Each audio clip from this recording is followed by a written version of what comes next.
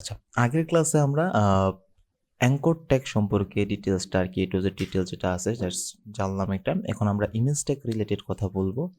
যে image tag কিভাবে কাজ করে অ্যান্ড ইমেজ ট্যাগে কিভাবে আরকি আমরা ইমেজ এড করতে পারি HTML এর মাধ্যমে। ওকে?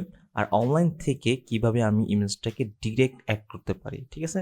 এখন আমরা প্রথমত আমাদের ভিউজ কোড যেটা আছে সেখানে চলে যাব অ্যান্ড এখানে যেটা আছে আমাদের অ্যাঙ্কর ট্যাগের যেটা আছে ওইটা যেটা আমরা কাজ করছিলাম আগের ক্লাসে। সো এখন আমরা ইমেজ ট্যাগ নিয়ে আসবো আইএমজি ইমেজ ট্যাগের লিখে ইন্টার দেওয়ার পর ফুল স্টেপটা চলে আসবে। এখানে আছে যে এসআরসি হলো সোর্স আর আল্ট হলো যেটা মনে করেন আপনার আচ্ছা আল্টের কাজটা আমরা একটু পরে দেখি আগে আপাতত এসআরসির প্রসেসটা একটু দেখি। ওকে, তো প্রথমত আপনি গুগলে চলে যাবেন, তারপর এখানে গিয়ে একটা মানে যে কোনো একটা ইমেজ নিয়ে আসবেন। আমি মনে করেন লিখলাম যে মানে অ্যানিমাল নিলাম, অ্যানিমাল ইমেজ। ওকে, অ্যানিমাল ইমেজে যাওয়ার পর ইমেজেসে ক্লিক করব অ্যান্ড এখানে ক্লিক করার পর আমি এক্সাম্পল হিসেবে এই ইমেজটা নিয়ে আসবো। রাইট ক্লিক করে সেভ ইমেজ অ্যাসে ক্লিক করব। দেন আপনি যে ফোল্ডারে কাজ করতেছেন, আমি কি কোন ফোল্ডারে কাজ করতেছি, লাইক HTML ফোল্ডার, এই ফোল্ডারের ভিতরে এই ইমেজটা সেভ করা লাগবে।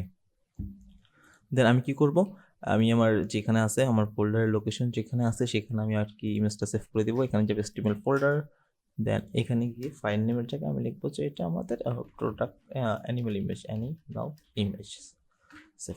সেভ দেওয়ার পর আমাদের কাছে সেভ হয়ে গেছে। যদি আমি আবার ভিউজ কোডে দেখি তাহলে আমাদের ভিউজ কোডে কি হয়েছে, এটা সেভ হয়ে গেছে অ্যানিমাল জেপিজি।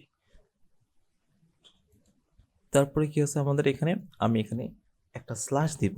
স্ল্যাশ দেওয়ার পরে এখানে অপশন আসতেছে যে আপনি আপনার ইমেজ যেটা আছে কোন ইমেজটা দিতে যাচ্ছেন। আমি অ্যানিমাল ইমেজ দিতে যাচ্ছি, তো এখানে সিলেক্ট করে দিব। দেন রাইট ক্লিক করে open image, open with live server যদি দিবি, দেওয়ার পরে আমি দেখি একটু, এই যে আমাদের এইটা ইমেজ চলে আসছে। আচ্ছা, ইমেজ চলে আসার পর এখন যদি আমি আমার দেখেন ইমেজটা লার্জ আসছে, প্রচুর লার্জ আসছে। যদি আমি এটা জুম আউট করি তাহলে দেখবেন ওকে প্রচুর লার্জ আসছে। তো এটার জন্য আমি কী করতে পারি, প্রথমত এটার জন্য আমি করতে পারি মনে করেন এই যে এখানে আছে এটা উইথ দিব, উইথ 100 পিক্সেল, হাইট 100 পিক্সেল।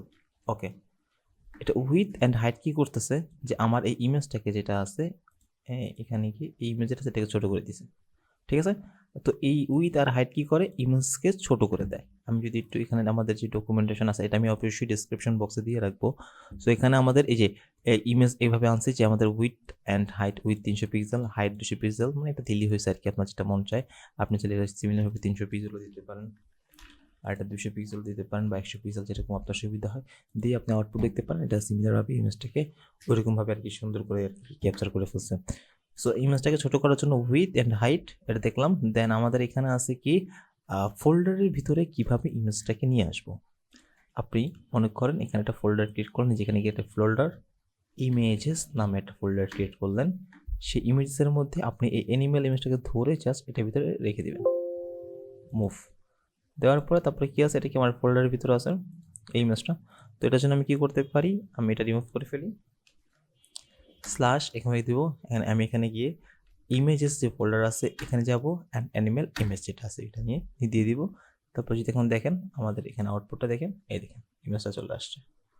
তার মানে কি আমরা এই ফোল্ডারের ভিতরে এইভাবে ইমেজ আনতে পারি। ওকে, তারপর আছে কি আমাদের এখানে আল্টেক, আল্টের মধ্যে কাজ কি, এক্সাম্পল হিসাবে আপনি মনে করেন এই ইমেজটা আসলো না কোনো একটা ভুলের কারণে, যদি আমি এখানে দেখি তাহলে দেখেন ইমেজটা কি আসলো না।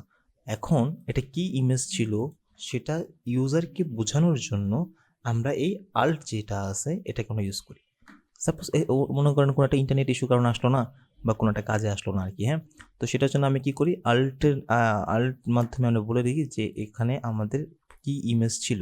তো যেহেতু এটা অ্যানিমেল ইমেজ ছিল আমরা একে বলে দিই অ্যানিমাল ইমেজ। ওকে, যদি আমি একটু দেখি, এই দেখেন অ্যানিমেল ইমেজটা কী করতেছে, শো করতেছে। ওকে, আর আপনি যদি এটা মনে করেন যেটা ছিল ইমেজেস, অ্যানিমেল ইমেজেস যদি দেন তাহলে এটা আসলো না, এটার কাজ নেই যেহেতু এটা ইমেজ আসে পড়ছে। না আসলে কী হবে, আমাদের এই অ্যানিমেল ইমেজ যেটা আছে সেটা এখানে চলে আসবে। ওকে, তারপর আছে কি এখানে আমি যদি টাইটেল দিতে চাই, টাইটেল অ্যানিমেল ইমেজ, এটা কি করে টাইটেলটা, আপনি যদি এখানে যান এখানে হোভার করেন দেখেন অ্যানিমেল ইমেজটা শো করতেছে আমাদের এখানে। ওকে,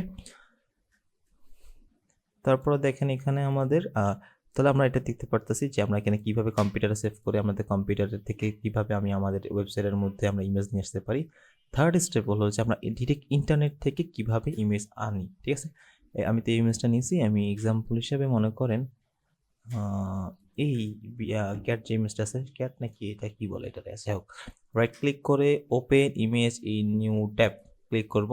ক্লিক করার পরে আমি জাস্ট এই ফুল ইউআরএল যেটা আছে এটাকে কপি করব অ্যান্ড এখানে কি হবে এটা পেস্ট।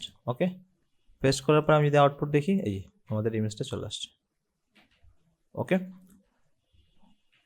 তো আজকে আমরা ইমেজ ট্যাগ সম্পর্কে ফুল ইনফরমেশন যেটা আছে সেটা জানলাম। ঠিক আছে, A to Z কীভাবে একটা ইমেজের মানে ইমেজ আনতে হয়, কীভাবে একটা ইমেজের মধ্যে আর কি উইথ হাইট দিতে হয়, কীভাবে আমাদের ফোল্ডারের মাধ্যমে আমরা ইমেজ জেনারেট করা হয়, তারপরে কীভাবে বাইরের সাইড থেকে আমাদের ইমেজগুলো আর কি নিতে হয়। ঠিক আছে, এগুলো সব জানলাম। আর এখানে SRC Alt with height title সম্পর্কে আমরা কিছু জানলাম। ঠিক আছে, সো এখানে গুরুত্বপূর্ণ আল্ট সবসময় দিবেন যেটি দৃষ্টিবন্ধী মানুষের জন্য, ছবি লোড না হলে দেখা যাবে যে ক্যান দিবেন সেটা একটা ইনফরমেশন আর কি এখানে দিয়ে দেওয়া হয়েছে। ঠিক আছে, তো এই ডকুমেন্টেশনটা অবশ্যই খুবই উপকারী, আমি এটা ডিসক্রিপশন বক্সে দিয়ে রাখবো।